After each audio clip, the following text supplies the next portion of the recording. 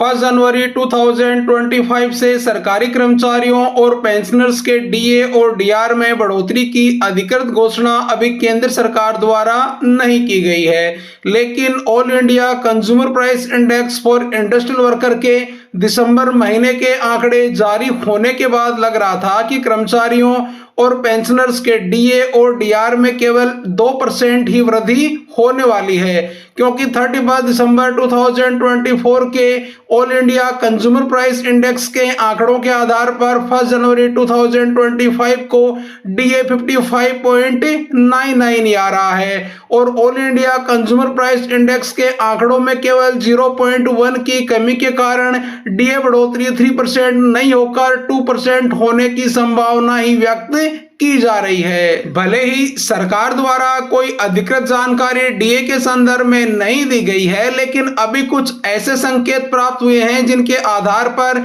यह कहा जा सकता है कि 7th पे कमीशन की अभी तक की परंपरा को तोड़ते हुए, जिसमें all India consumer price index for industrial worker के आंकड़ों के मुताबिक ही डीए दिया जा रहा है, इस 0.1 की कमी को इग्नोर करते हुए पूर्णांक में 3% की बढ़ोतरी के साथ 56% डीए दिया जा सकता है। जी हां दोस्तों, सरकार द्वारा दिनांक 19 मार्च 2025 को यूनिफाइड पेंशन स्कीम के गजट नोटिफिकेशन में पेंशन की कैलकुलेशन के जो एग्जाम्पल दिए गए हैं उनसे तो यही प्रतीत हो रहा है। यूनिफाइड पेंशन स्कीम के गजट नोटिफिकेशन में जनवरी 2025 से डीए